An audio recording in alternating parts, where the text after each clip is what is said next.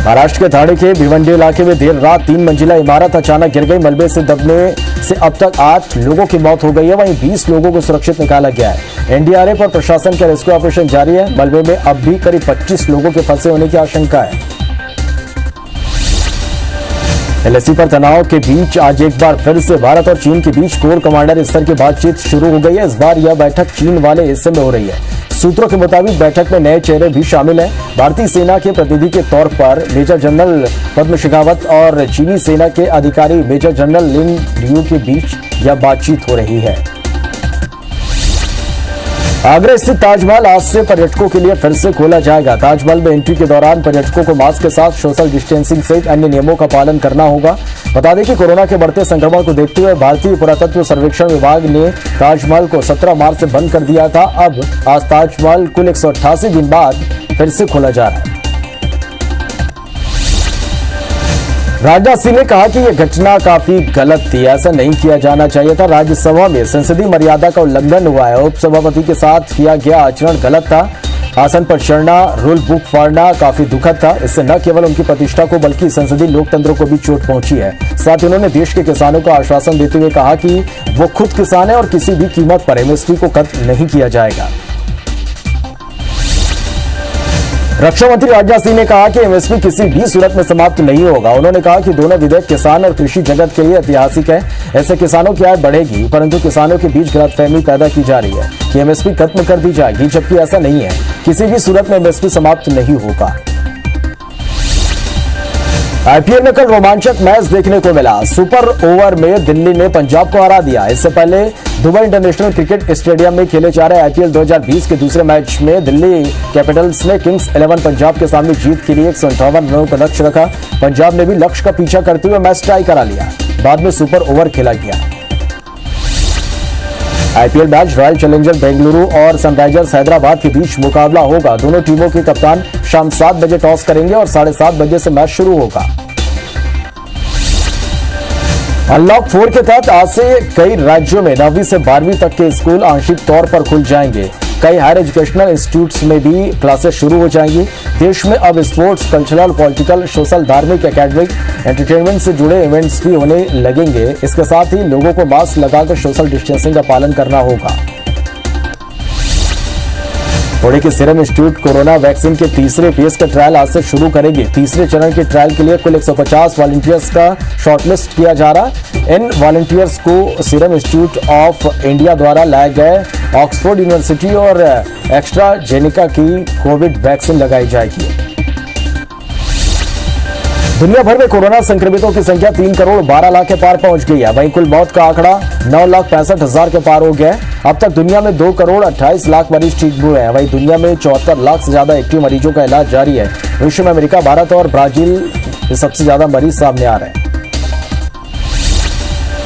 देश में कोरोना संक्रमितों की संख्या 54,85,000 के पार पहुंच गई है। देश में अब तक 40,92,000 मरीज ठीक हो चुके हैं। वहीं कोरोना से 1,135 नई मौतों से कुल आंकड़ा 87,000 को पार कर गया है। भारत में कोरोना के एक्टिव केस 10,04,000 के पार पहुंच गए हैं। पिछले 24 घंटे में रिकॉर्ड 87,000 से ज्यादा मरीज सामने आए हैं। मध्य प्रदेश में कोरोना के 2579 नए केस मिले हैं। संक्रमितों की संख्या 1,05,000 के पार हो गई है। प्रदेश में एक दिन में 27 मौत का कुल आंकड़ा 1,970 पहुंच गया। वहीं प्रदेश में एक दिन में 2,216 मरीज स्वस्थ हुए। अभी राज्य में 22,300 एक्टिव मरीजों का इलाज जारी है। इधर छत्तीसगढ़ में 24 घंटे में कोरोना के 1949 नए मरीजों से आंकड़ा 86,183 पहुंच गया। प्रदेश में एक्टिव मरीजों की संख्या 37,000 के पार पहुंच गई है। राज्य में एक दिन में 921 मरीज डिस्चार्ज हुए हैं। 24 घंटे में 13 मौत से मरने वालों का आंकड़ा 677 पहुंच गया। राजधानी रायपुर में सबसे ज्यादा केस सामने आ रहे हैं। राजधानी रायपुर में आज रात 9 बजे से सख्त लॉकडाउन की कलेक्टर ने आदेश जारी कर दिए हैं। पूरे प्रदेश में राजधानी में कोरोना संक्रमण के रोज मिल रहे रिकॉर्ड आंकड़ों के कारण और संक्रमण की चेन को रोकने कलेक्टर ने लॉकडाउन के निर्देश दिए हैं। शहर के हर कोने से संक्रमित मरीजों की संख्या बढ़ने से पूरी राजधानी को कंटेनमेंट जोन घोषित कर दिया गया है। बलौदाबाजार जिले में भी अब टोटल लॉकडाउन रहेगा। जिले के कलेक्टर ने 22 से 29 सितंबर तक संपूर्ण लॉकडाउन का आदेश जारी कर दिया है। जिले में बढ़ते संक्रमण के चलते कलेक्टर ने आदेश जारी किया है। वह मेडिकल, दूध और फ्यूल जैसी इमरजेंसी सुविधाएं को छूट दी गई है। छत्तीसगढ़ में कोरोना के बढ़ते मामलों के बीच कोरबा कलेक्टर ने लॉकडाउन करने का फैसला लिया है। कोरबा कलेक्टर किरण कौशल ने 5 निकायों के साथ 33 पंचायतों को कंटेनमेंट जोन घोषित किया है। यह लॉकडाउन 23 सितंबर से 2 अक्टूबर की रात 12 बजे तक लागू रहेगा। आवश्यक सेवा में दूध, दवा और सब्जियों के लिए विशेष छूट दी गई है। राजधानी रायपुर में आज रात से लॉकडाउन के कलेक्टर ने आदेश जारी कर दिए। वहीं लॉकडाउन में कालाबाजारी को लेकर भी रायपुर कलेक्टर ने खाद्य निरीक्षकों के नेतृत्व में विशेष टीम का गठन किया है। लॉकडाउन को लेकर दुकानदारों को उचित दरों पर आवश्यक सामग्री का विक्रय नहीं करने पर सख्त कार्रवाई के साथ संबंधित दुकान को तत्काल सील करने के भी आदेश दिए गए।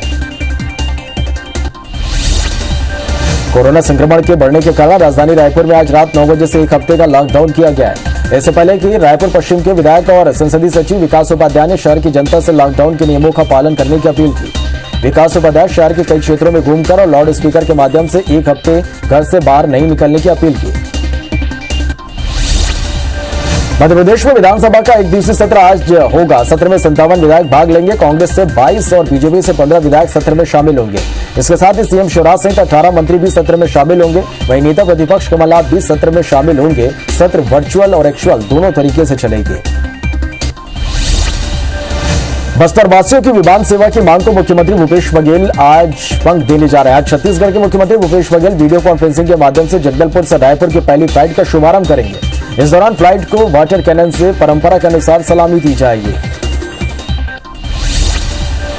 मध्य प्रदेश में 6 महीने बाद आज से सरकारी और प्राइवेट आंशिक रूप से स्कूल खुलने जा रहे हैं। हालांकि कक्षाएं नहीं लगेगी, लेकिन 9वीं से 12वीं तक के स्टूडेंट्स परिजनों की अनुमति से थोड़े समय के लिए पढ़ने स्कूल आ सकेंगे। शिक्षकों को अब स्कूल नियमित रूप से आना होगा। अभी शिक्षक घर से बच्चों को ऑनलाइन पढ़ा रहे थे, अब उन्हें स्कूल आने की अनिवार्यता कर दी गई है। रतलाम में पुलिस और खाद्य विभाग की टीम ने अबिन शेरानी के गोदाम पर छापामार कार्रवाई की। पुलिस ने गोदाम में 3 आरोपियों को गिरफ्तार किया। वहीं गोदाम मालिक मौके से फरार है। लगातार शिकायत मिलने पर एसपी गौरव तिवारी के निर्देश पर यह कार्रवाई की गई है। बता दें कि आरोपी एक्सपायरी डेट का माल कई प्रिंट कर बाजार में बेचता था। छत्तीसगढ़ में ओबीसी वर्ग को 27% आरक्षण मामले में मुख्यमंत्री निवास में कैबिनेट की अहम बैठक हुई। बैठक में फैसला लिया गया कि 27% ओबीसी और 10% तक सवर्ण आरक्षण के लिए राशन कार्ड को गणना का आधार बनाया जाएगा।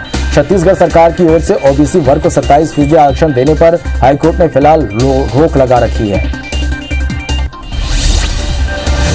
मध्य प्रदेश में फसल बीमा के नाम पर सियासत तेज हो गया है। इस मुद्दे पर अब पूर्व सीएम कमलनाथ ने ट्वीट कर शिवराज सरकार पर हमला बोला है। उन्होंने लिखा कि शिवराज सरकार किसानों के साथ मजाक कर रही है। किसानों को खराब फसलों का मुआवजा अब तक नहीं मिला है। किसानों को बीमा के नाम पर 1 और 2 रुपए मिल रहे हैं। दावे बड़े बड़े, समारोह बड़े बड़े, लेकिन वास्तविकता ये है।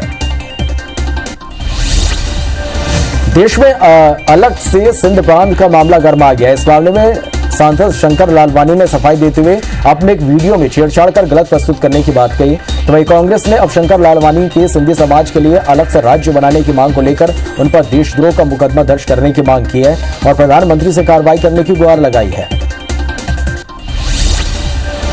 छत्तीसगढ़ के बीजेपी सांसदों ने दिल्ली में केंद्रीय स्वास्थ्य मंत्री हर्षवर्धन से मुलाकात की। बीजेपी सांसदों ने उन्हें बताया कि प्रदेश में कोरोना बेकाबू हो गया है, इसकी रोकथाम के लिए तत्काल मदद जरूरी है। हर्षवर्धन ने उन्हें भरोसा दिलाया कि छत्तीसगढ़ सरकार को कोरोना के रोकथाम के लिए हर संभव मदद दी जाएगी। मध्य प्रदेश में विधानसभा उपचुनाव को लेकर कंप्यूटर बाबा ने बड़ा ऐलान किया। उपचुनाव में अब कंप्यूटर बाबा बीजेपी के खिलाफ प्रचार करेंगे। कंप्यूटर बाबा ने कहा कि संत समाज लोकतंत्र को बचाने के लिए मैदान में उतरेगा। प्रदेश में बड़े पैमाने पर रेत उत्खनन चल रहा है। बाबा भाजपा के खिलाफ 22 सितंबर को मंदसौर से प्रचार करेंगे।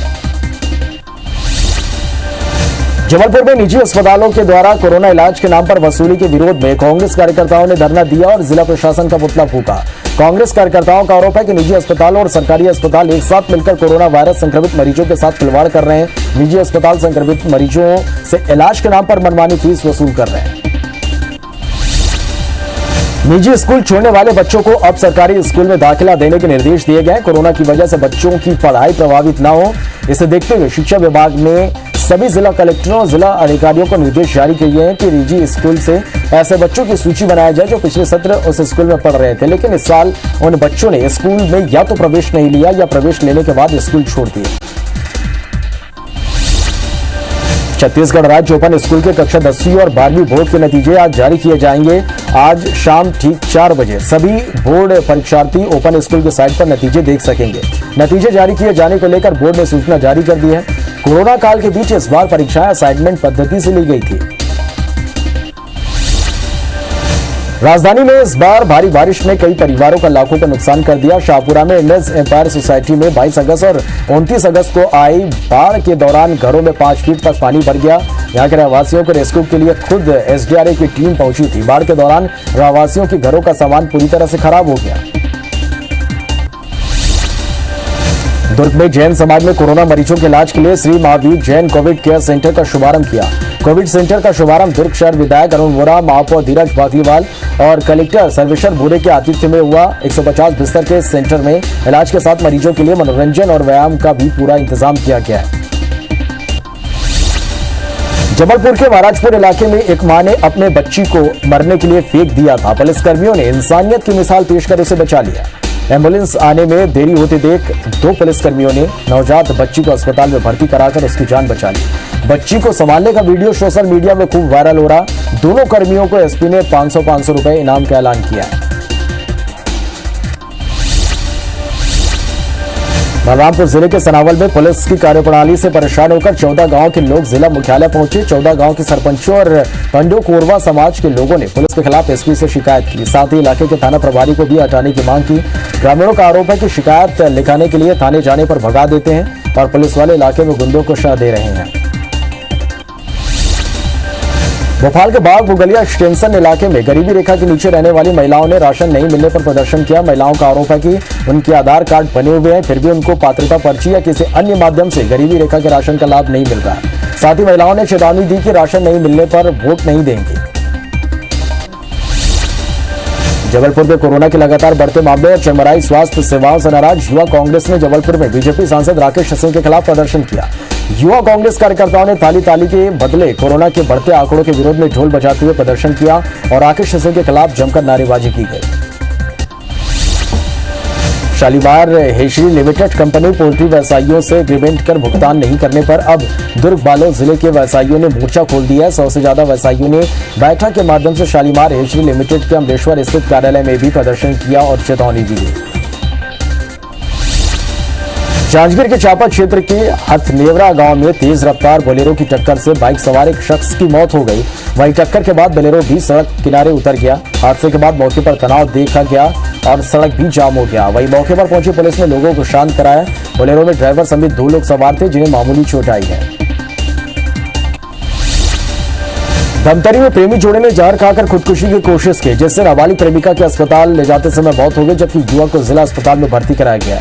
बताया जा रहा है कि घनश्याम साव ने अपने प्रेमिका के साथ घूमने के लिए केशकाल गया था, जहां दोनों ने जंगल में जहर सेवन कर लिया। जांजगीर चांपा के पामगढ़ थाना क्षेत्र के मेहंदा गांव में घर के कमरे में नवविवाहिता की लाश पंखे से फांसी पर लटकती मिली। मौके पर पहुंची पुलिस ने पंचनामा कर शव को पोस्टमार्टम के लिए भेज दिया। मृतका के पिता ने गंभीर आरोप लगाते हुए हत्या करने की बात कही। उनका कहना है कि जब से शादी हुई लगातार झगड़ा होते आ रहा है। बलरामपुर जिले के रामानुजगंज थाना क्षेत्र के ग्राम पंचायत भाला में दर्दनाक घटना सामने आई, जहां एक पति ने अपने माता पिता और भाई के साथ मिलकर अपनी पत्नी को खाट से बांधकर उसके हाथ की सभी उंगलियां काट दी। आरोपी युवक अपनी पत्नी के चरित्र पर शक करता था। धमतरी जिले में रेत माफिया बेखौफ होकर उत्खनन कर रहे हैं। इतना ही नहीं, ये माफिया जिले में बेखौफ होकर रेत का परिवहन भी कर रहे हैं। अवैध रेत से भरे वाहन गोबरा नवापारा और राजिम इलाके से होते हुए रायपुर की ओर जाते देखिए। बता दें कि जिले में एक हाईवा 6500 रुपए में बिक रहे हैं। माफिया कच्चे बिल थमाकर बेखौफ रेत का परिवहन कर रहे हैं। जांजगीर चांपा के नवागढ़ पुलिस ने चाकू से जानलेवा हमला करने वाले आरोपी को कोरबा से गिरफ्तार किया। घटना के दिन पीड़ित युवक राशन लेने के लिए दुकान जा रहा था, तभी सुरेश पांडे नाम के आरोपी ने रोककर उस पर चाकू से हमला कर दिया। हमले में युवक गंभीर रूप से घायल हो गया। मामले की शिकायत के बाद पुलिस की टीम ने आरोपी को कोरबा से गिरफ्तार किया है। सुकमा जिले के मड़वाही इलाके से डीआरजी की टीम ने नक्सलियों के सप्लायर को गिरफ्तार किया है। जवानों की टीम ने नक्सलियों के सप्लायर के पास से वायर, बैटरी समेत कई सामग्री बरामद की है। इंदौर के परदेसीपुरा और लसूरिया थाना क्षेत्र में एटीएम से हुई लाखों की चोरी के मामले में पुलिस ने 2 आरोपियों को गिरफ्तार किया। पुलिस ने आरोपियों से चुराए हुए लगभग 12,50,000 रुपए भी जब्त कर लिए हैं। माना जा रहा है कि यह एक ऑर्गेनाइज्ड गैंग है जो इस तरीके से निकाले गए कंपनी के कर्मचारियों द्वारा बनाई गई है और वह पूरे प्रदेश में इस तरह एटीएम से चोरी की वारदात को अंजाम दे रहे हैं। रायपुर के जोड़ापारा इलाके में पिछले दिनों गोली चलने की खबर सही निकली। मामले में मोदापारा थाना पुलिस ने आरोपी अंकित यादव को गिरफ्तार कर लिया है। आरोपी ने बताया कि पिस्तौल संजय रक्सेल की थी, जिसे बुढ़ापारा में एक व्यक्ति को मारने के लिए मांगा था, लेकिन फायर मिस हो गई। वारदात के बाद उसको जाकर दे दिया था। वहीं पुलिस अब संजय रक्सेल के सभी ठिकानों पर दबिश दे रही है। रायपुर में डायल 112 में तैनात आरक्षक खूबलाल साहू के साथ शुक्रवारी बाजार में मारपीट का मामला सामने आया है। यहां आरोपी जागेश्वर साहू पड़ोस की महिला को गाली गलौज करते हुए चाकू दिखा रहा था। आरोपी रोके जाने पर आरक्षक को दांत से काटने के अलावा थाना आरक्षक गौरी शंकर की वर्दी भी फाड़ दी। शासकीय कार्य में बाधा डालने और मारपीट के अपराध में उसे जेल भेज दिया गया। इंदौर के हीरानगर थाना क्षेत्र के रविदास मंदिर से चंदन का तना चोरी करने वाले 3 आरोपियों को पुलिस ने गिरफ्तार किया है। खासरोद के रहने वाले चोर बब्बू बागरी को पुलिस ने चंदन की लकड़ी चोरी के मामले में गिरफ्तार किया, जिसके पास से पुलिस ने 65 किलो चंदन की लकड़ी, जिसका बाजार मूल्य 3.5 लाख रुपए जब्त किया है। जबलपुर के बरगी थाना क्षेत्र के दादरा गांव में एक 4 महीने के मासूम के अपहरण होने की घटना सामने आई है। वहीं पुलिस के वरिष्ठ अधिकारियों ने मामले को संज्ञान में लेते हुए तलाश शुरू कर दी है। 72 घंटों में यह अपहरण का दूसरा मामला है। शाहपुर थाना क्षेत्र में से भी एक 2 साल की मासूम का अपहरण कर उसकी हत्या के बाद लाश को खेत में फेंक दिया गया था। ग्वालियर में दाल बाजार के कारोबारी के साथ लाखों की ठगी का मामला सामने आया। कारोबारी के दोस्त ने लाखों रुपए की ठगी कर परिवार सहित फरार हो गया। आरोपी ने मुरैना जिले में मल्टी निर्माण के नाम पर पैसे लिए थे। पुलिस ने आरोपियों के खिलाफ मामला दर्ज कर लिया है। महासमुंद जिले के पिथौरा थाना इलाके से पिछले साल 3 युवतियां अचानक गायब हो गई। अब जानकारी आ रही है कि तीनों युवतियां यूपी के हरदोई जिले में की हैं, जहां युवतियां कुछ युवकों के संपर्क में आने के बाद यूपी चली गईं और वहीं शादी कर ली। बहरहाल अभी स्पष्ट नहीं हो पाया कि युवतियां यूपी क्यों गई। वहीं महासमुंद पुलिस युवतियों को वापस लाने की बात कह रही है। इंदौर में आईपीएल पर सट्टा खेलने वालों पर निगरानी रखने के लिए पुलिस ने एक विशेष टीम गठित की और ऐसे सटोरी जो पहले से ही इस काम में सक्रिय रहे उन पर नजर रखी जा रही है। वहीं ऑनलाइन सट्टा खिलाने वालों के खिलाफ भी पुलिस क्राइम ब्रांच के साइबर टीम के माध्यम से सतत निगरानी बनाए हुए है। बलरामपुर पुलिस ने 7 नाबालिग समेत 15 बंधुआ मजदूरों को छुड़ाया है। एसपी ने 3 थाना और साइबर सेल की स्पेशल टीम का गठन यहां पर किया गया। पुलिस ने इन सभी को दिल्ली, हरियाणा, मेरठ और दूसरी जगहों से बरामद किया है। पुलिस ने एक महिला समेत 3 आरोपियों को भी गिरफ्तार किया है। रामानुजगंज थाने में बच्चे की गुमशुदगी का मामला दर्ज हुआ था। दतिया में गृह मंत्री नरोत्तम मिश्रा ने कांग्रेस पर निशाना साधते हुए कहा कि खजाने में पैसा तब भी था और अब भी है, बस सोच अलग है। हम गरीब कल्याण में पैसा खर्च करते हैं और कमलनाथ जी आइफा वार्ड में जैकलीन और सलमान खान पर खर्च करते हैं। इस दौरान उन्होंने गरीब कल्याण योजना के तहत स्व सहायता समूह की बहनों को राशि वितरण भी की।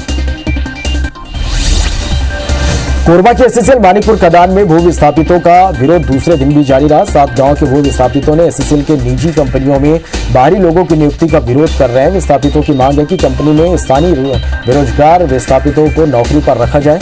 एससीएल के अधिकारियों को लिखित में देना पड़ा कि स्थानीय लोगों को नौकरी जल्द मुहैया कराई जाएगी। प्रदेश में होने वाली कॉलेज की परीक्षाओं के लिए रविशंकर शुक्ल विश्वविद्यालय ने नई गाइडलाइन जारी कर दी। फाइनल ईयर और सेमेस्टर परीक्षा के उत्तर पुस्तिकाओं के लिए छात्रों को अब कॉलेज जाने की जरूरत नहीं है। अब छात्र खुद उत्तर पुस्तिका तैयार कर सकेंगे। उत्तर लिखने के लिए छात्रों को 32 पेज की उत्तर पुस्तिका A4 साइज पेपर से तैयार करनी होगी।